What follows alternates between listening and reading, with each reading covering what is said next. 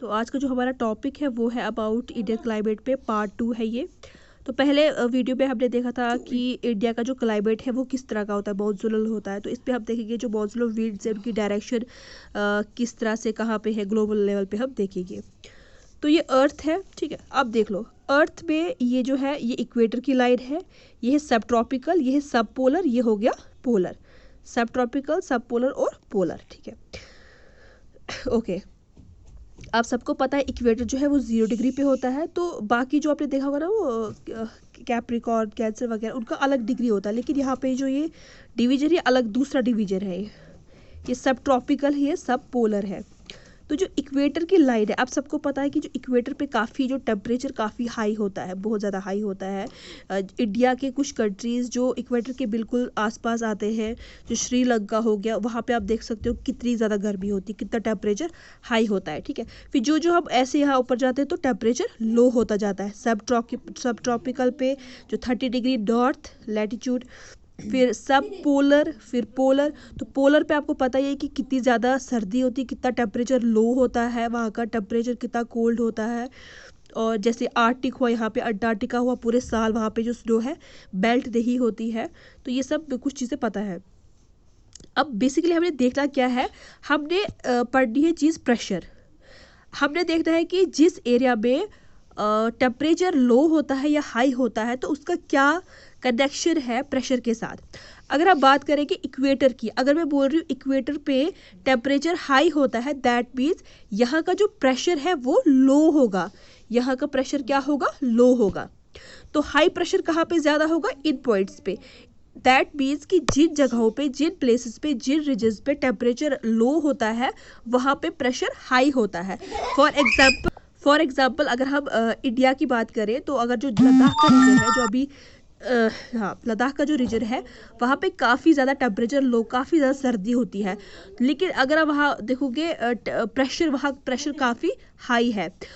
उसके रिलेटिव, उसके कंपैरिजन में अगर आप साउथ जाओगे, इंडिया के साउथ रीजन में जाओगे, जाओगे, तमिलनाडु जाओगे, चेन्नई वगैरह, वहाँ पे उधर आप देखोगे टेम्परेचर काफ़ी हाई होता है लेकिन प्रेशर काफ़ी कम होता है। अगर आपने डे टू डे लाइफ की एक्टिविटीज़ भी वहाँ पे अगर आप नोटिस करोगे इसकी वजह से क्या असर पड़ता है। आप एग्जाम्पल ले लो दाल की। लद्दाखी लोग जब दाल कुक करते हैं तो उनको काफ़ी ज़्यादा टाइम लगता है उसको कुक करने में। अगर वो प्रेशर कुकर में वो कुक करेंगे तो उनको काफ़ी टाइम लगेगा। लेकिन अगर आप उसको कंपेयर करोगे साउथ के रीजन से या फिर जम्मू की रीजन से, तो जम्मू में काफ़ी जल्दी दाल जो है कुक हो जाएगी। वो किसकी वजह से, वो इसी प्रेशर की वजह से है, ठीक है। प्रेशर जो है काफ़ी इंपॉर्टेंट रोल प्ले करता है।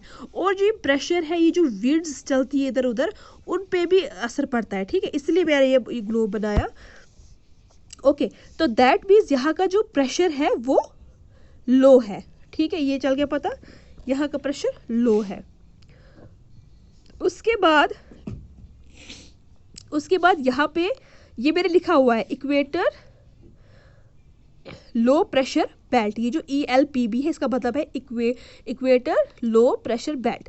उसके बाद जब नेक्स्ट हम जाते हैं थोड़ा सा ऊपर तो ऑब्वियसली इसका हाई प्रेशर होगा क्योंकि इसका टेम्परेचर इससे कम है। दैट मीन्स इससे यहाँ पे प्रेशर हाई है। सब ट्रॉपिकल हाई प्रेशर बेल्ट, यहाँ तक क्लियर है। लेकिन इसके बाद जो पॉइंट है सब पोलर लो प्रेशर बेल्ट, अब फिर से एक कंफ्यूजन वाला पॉइंट आ जाता है कि अभी तक हमने देखा चलो यहाँ पे हाई टेम्परेचर है, फिर यहाँ से इससे कम है, यहाँ तो इससे भी ज़्यादा कम है, यहाँ पे तो इससे ज़्यादा हाई प्रेशर होना चाहिए। तो क्या वजह है जिसकी वजह से ये लो प्रेशर हो, इसका भी एक लॉजिक है, इसका भी एक रीज़न है। देखो, आपने सुना होगा, पढ़ा होगा कि जो हॉट एयर है, हॉट एयर जो है वो किस तरफ जाती है, वो अपवर्ड जाती है। जब हम आग जलाते हैं उसकी डायरेक्शन हमेशा ऊपर की तरफ क्यों होती है, क्योंकि हॉट एयर जो है वो ऊपर की तरफ फ्लो करता है, राइज करता है। और जो कोल्ड एयर है वो सेटल डाउन हो जाती है नीचे, ठीक है। ये ऐसा केस है। तो अब यहाँ पे आप देख लो, अगर ये इक्वेटर है, यहाँ से हॉट एयर अराइज होती, क्यों, क्योंकि यहाँ पे टेम्परेचर हाई है, यहाँ पे हॉट एयर अराइज होगी। लेकिन बाद में कूल डाउन हो जाएगी इस एरिया में, यहाँ पे ये नीचे सेटल हो जाएगी। तो इसी वजह से यहाँ पे जो है प्रेशर भी क्या है, लो है, सॉरी हाई है।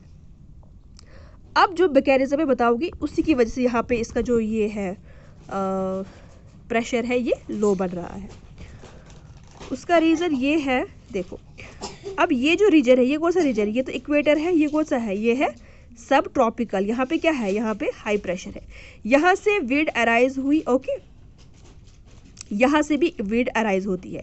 अब ये जो पोलर वाला रीजन है यहाँ पे कोल्डर एयर होगी इसके कंपैरेटिव है, तो यहाँ पे भी कोल्ड विंड है, लेकिन इसके कंपैरेटिव यहाँ पे ज़्यादा कोल्ड विंड है। ये जो कोल्ड विंड यहाँ से आ रही है ये भी यहाँ से आएगी, और यहाँ से इससे जो थोड़ी कम कोल्ड है, मतलब हॉट एयर हम मान लेते हैं, वो भी यहाँ से अराइज होगी, ओके। तो ये दोनों जो है ये आपस में बीट नहीं होती है, ठीक है, ये आपस में मिलती नहीं है।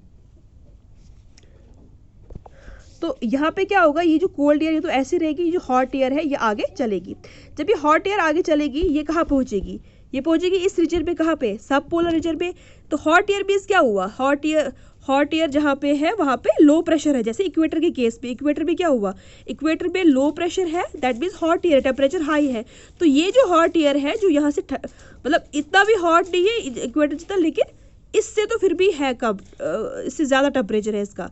तो यहाँ से जब अराइज होगी यहाँ पहुँचेगी तो यहाँ पे ये लो प्रेशर क्रिएट करेगी। क्यों, क्योंकि इससे ज़्यादा कम टेम्परेचर है इसका। ये बात समझ में आई, due to this hot wind, इस हॉट विंड की वजह, क्योंकि लो प्रेशर मैंने क्या कहा, low pressure means high temperature, ठीक है। तो हाई टेम्परेचर कहाँ से अवेलेबल हुआ, यहाँ से, इधर से, ओके। तो wind goes from high to low pressure.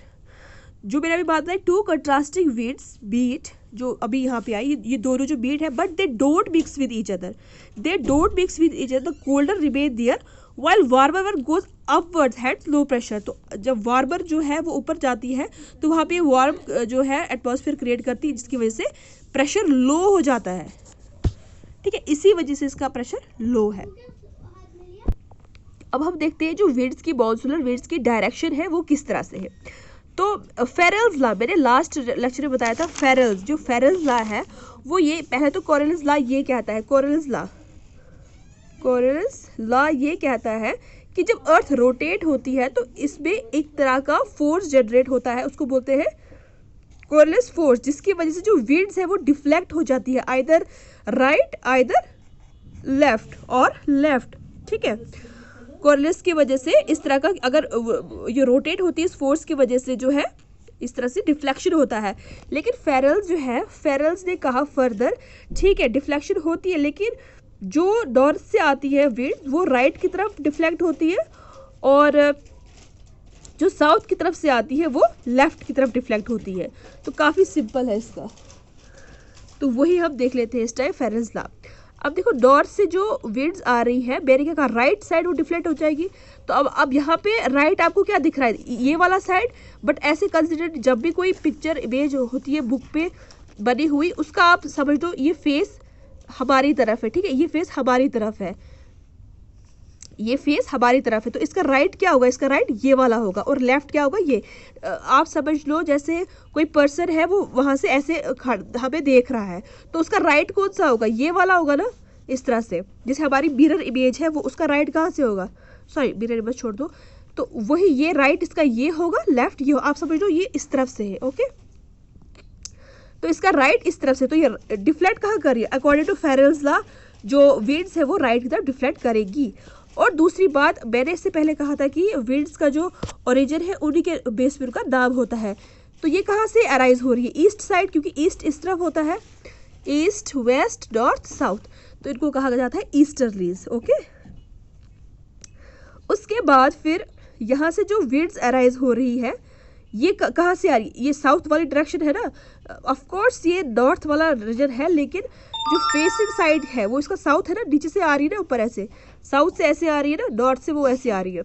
तो साउथ फेरेल्स ने क्या किया, वो लेफ्ट साइड डिफ्लेक्ट होगी, तो इसका ओके, ये पॉइंट मैं फिर से बताती हूँ। जो नॉर्थ रीजन में जो विंड्स जो है ट्रैवल करेंगी वो हमेशा नॉर्थ में होगी, वो राइट साइड होगी, और जो साउथर्न हेमिस्फीयर में होगी वो लेफ्ट साइड की होगी। तो वैसे ही जैसे नॉर्थ में यहाँ पे इसका राइट साइड देखो, यहाँ से आ रही है, राइट साइड की तरफ जा रही है, और ये जो जा रही है यहाँ से ये भी राइट साइड की तरफ जा रही है, ठीक ठीक है। तो यहाँ से भी राइट साइड की तरफ, यहाँ से तो अब आ गया साउथर्न हेमिस्फीयर में क्या होता है, लेफ्ट साइड। ये देखो यहाँ ये लेफ्ट की तरफ जा रही है, तो इसका लेफ्ट क्या होगा, अगर हम इसका वहाँ से देखेंगे, इसका लेफ्ट इस तरफ है तो ये इस तरफ जाएगी, तो इसका लेफ्ट इस तरफ है, ये इस तरफ जाएगी, ठीक है, सिंपल है। नॉर्थर्न हेमिस्फीयर में राइट साइड की तरफ विंड्स डिफ्लेक्ट होगी और लेफ्ट साइड में साउथर्न साइड में इस यहाँ पे होगी। तो यहाँ पे एक और इम्पॉर्टेंट पॉइंट ये आता है, ये ऑब्जेक्टिव पूछा जा सकता है ट्रेड विंड्स के बारे में। ये जो विंड्स आपको नजर आ रही है ये वाली, इनको कहा जाता है ट्रेड विंड्स या फिर मॉनसूनल विंड्स। जो मॉनसून है वो इन्हीं विंड्स की वजह से होता है। और ये देखो किस रीजन में फॉल करती है, तो ये किस रीजन में फॉल करती है, 30 डिग्री नॉर्थ लैटिट्यूड और 30 डिग्री साउथ लैटिट्यूड पे, ठीक है। तो एक और बात, जो इक्वेटर पे है उस पर इफेक्ट ऑफ कोरलिस जो है वो ज़्यादा होता है, ठीक है, उस पर ज़्यादा होता है। और जो हम फर्दर आगे जाते हैं तो कोरलिस का इफेक्ट थोड़ा कम होता जाता है। The initiative point of cyclone is, तो जो इनिशिएटिव पॉइंट होता है साइक्लोन का वो किसकी वजह से, कोरलिस की वजह से। लेकिन जो कोरलिस का इफेक्ट है,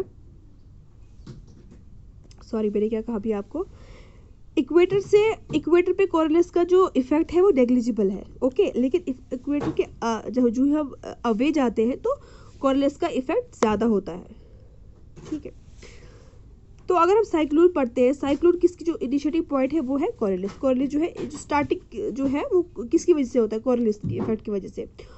और इक्वेटर रीजन पे आप देखोगे किसी तरह का साइक्लोन आप नहीं देखोगे। यहाँ पे इक्वेटर पे कोई भी आज तक आपने जिस तरह का साइक्लोन आया इक्वेटर पे, वो क्यों, क्योंकि वहाँ पे कोरलिस का इफेक्ट है ही नहीं, नेग्लिजिबल है, and hence there is no cyclone at ये। वो क्यों, क्योंकि इसके लॉन्ग डिस्टेंस की वजह से, इसके लॉन्ग डिस्टेंस की वजह से जो कोरलिस का इफेक्ट है वो नेग्लिजिबल हो जाता है। तो ये था आज का lecture. So if you like this lecture then subscribe it.